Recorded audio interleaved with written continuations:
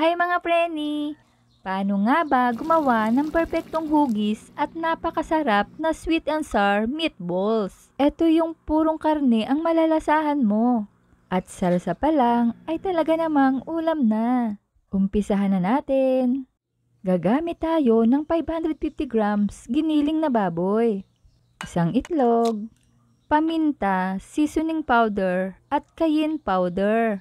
Maglagay din ng 4 cloves garlic, medium-sized onion, 2 tablespoon of soy sauce, and 2 tablespoon of cornstarch. Haluin lang ng bahagya. At lagyan lang ng 1/8 cup breadcrumbs or pwede din ang harina. Haluin lang ng bahagya. Ganito lang para hindi masyadong ma-deform ang pork. Gamit ang kamay, hulmahin natin ng parang bola. Ganito ang dali, 'di ba? Kung mapapansin nyo, ang ganda ng ating meatballs. Hard ang texture nito. Ang ganda, 'di ba? Magsimula na tayong magluto. Painitin ng lutuan at maglagay ng mantika. Iset ito sa katamtamang apoy. I-check ito gamit ang chopstick. Kapag may mga bubbles nang lumalabas, pwede na ito. Ilagay na ang mga meatballs. Iprito lang ito ng 5 minuto o hanggang sa maging brown. Hanguin na. Isa lang ang mga susunod na batch at lutuin din hanggang sa maluto lahat. Meron din pala akong nilagang itlog. Isanabay ko na ito sa pagluluto ng kanin para mas tipid.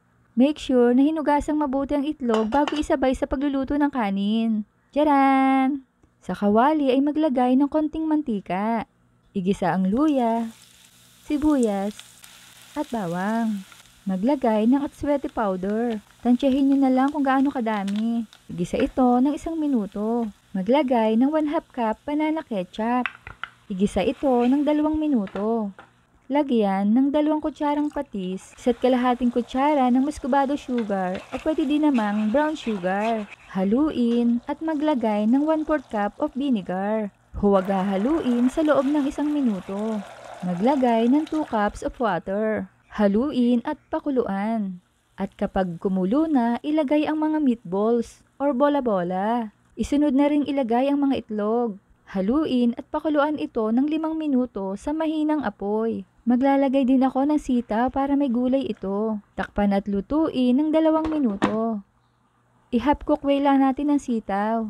Then maglagay na ng slurry o pampalapot. Season with pepper. Ituloy lang ang pagluluto hanggang sa lumambot na ang sitaw. Ayan, malambot na. Patayin ang apoy. Ilipat sa serving bowl. Ay, grabe, nakakatakam. Abangan nyo mga preni, ipapakita ko sa inyo kung gaano kaganda ng texture ng ating meatballs. As in, purong-puro at siksik sa laman.